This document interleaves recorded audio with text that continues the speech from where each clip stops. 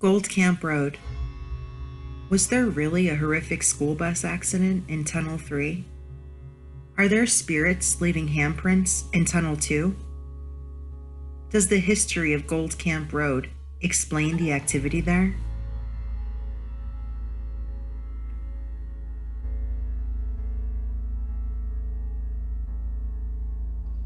In 1988, the third tunnel on Gold Camp Road collapsed.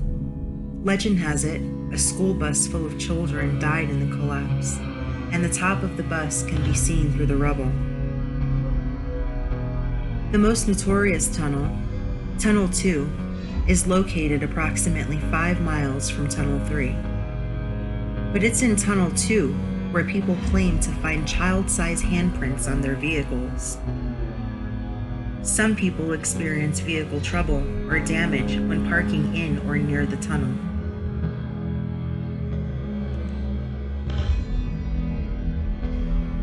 Going to Gold Camp Road is just something you do as a teenager in Colorado Springs. I've been there a lot, and I've seen small and large handprints appear on my car. One time I went with a friend, and first we parked in Tunnel 2 for about 20 minutes or so. We didn't hear much of anything, so we left and parked right outside of it. We didn't see any handprints at that point, but we did notice a crack going across my side view mirror. I knew I had to walk through that tunnel, so we made our way through it.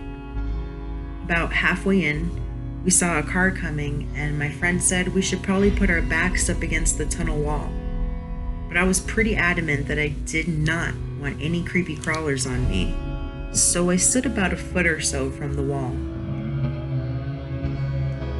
On the way back to the car, I was asking him if he had heard or seen anything, and he kind of freaks out and goes, "I didn't touch you, okay?"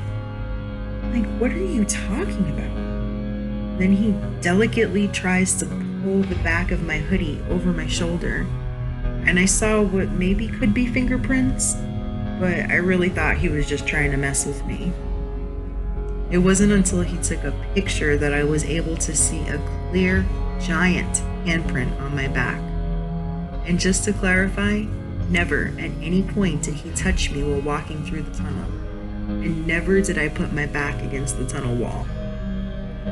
So we decided to go back after it got dark, and although not much happened, I couldn't get my car to start for a while. And I had never had any mechanical issues with my car like that before, and come to think of it, it never happened again.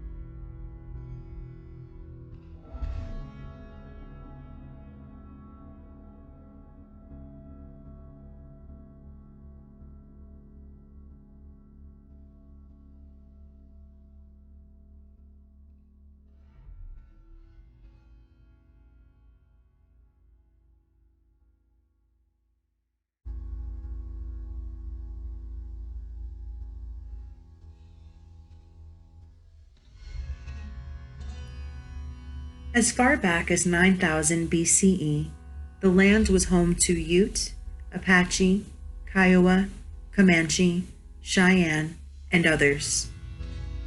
The Treaty of 1880 forced the removal of the indigenous people from the Pikes Peak region, disrupting their lives and creating upheaval between the tribes. Most tribes left due to the treaty, enabling a series of changes beginning in 1900. What is now Gold Camp Road began as a dangerous trail used to transport ore from Colorado Springs to Cripple Creek.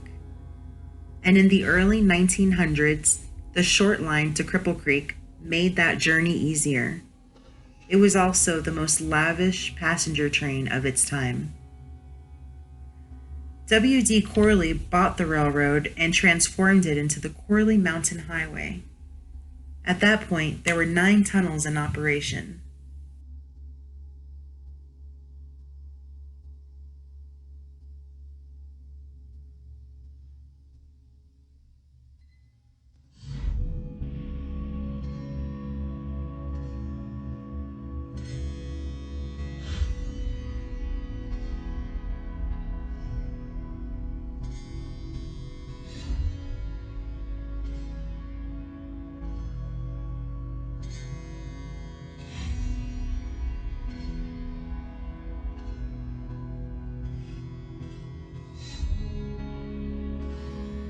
In 1940, the Colorado Springs Chamber of Commerce changed the name to Gold Camp Road to renew the sentiment of the gold rush.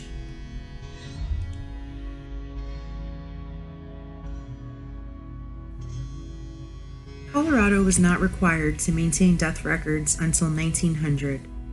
Even then, it wasn't consistently implemented until 1925. But we found approximately 130 records of murders and accidental deaths from 1893 to 2018. For example, in 1893, a man's body was found with his neck viciously broken and was left for dead.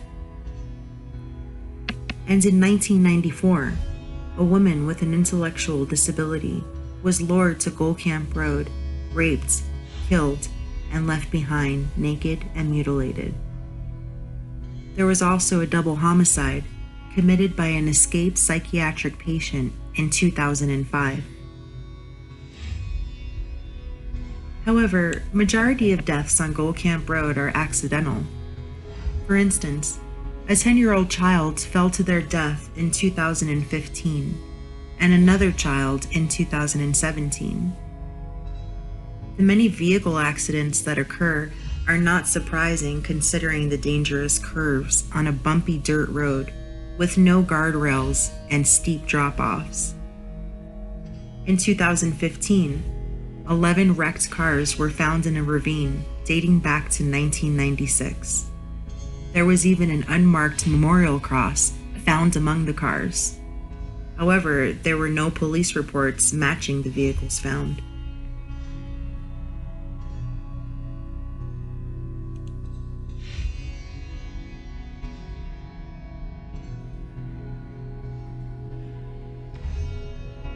In spite of the urban legend, no such records exist about a school bus or any other vehicle being present during the collapse of Tunnel 3.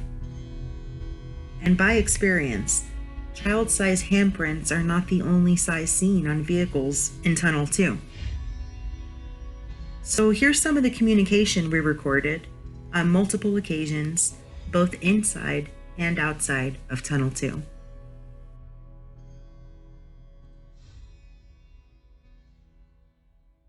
Can you please tell us what happened to you?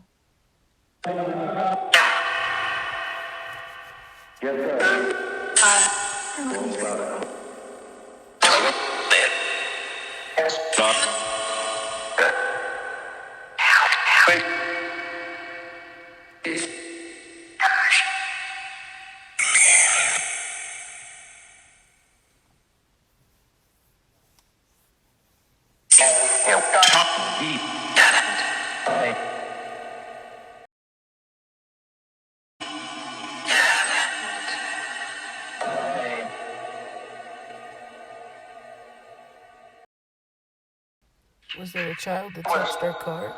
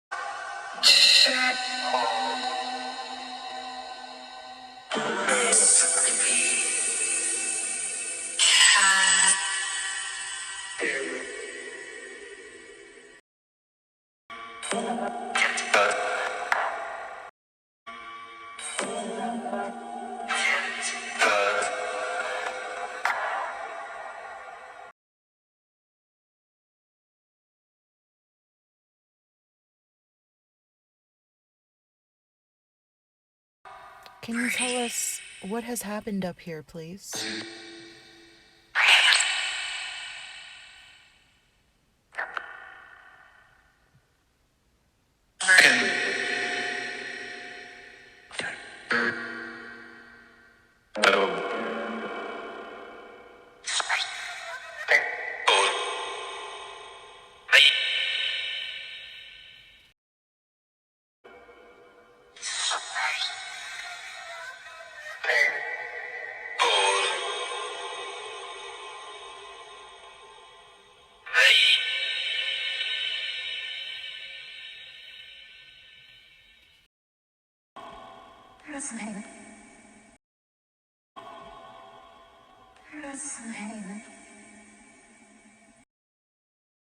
How many children are here?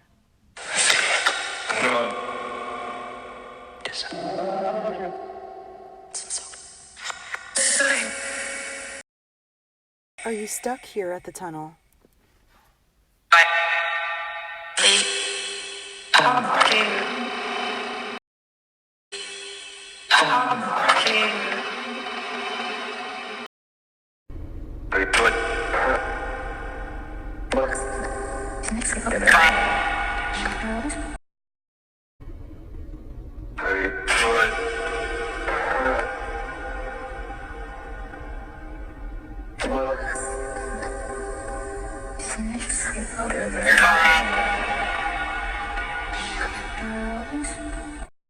Are the tunnels haunted?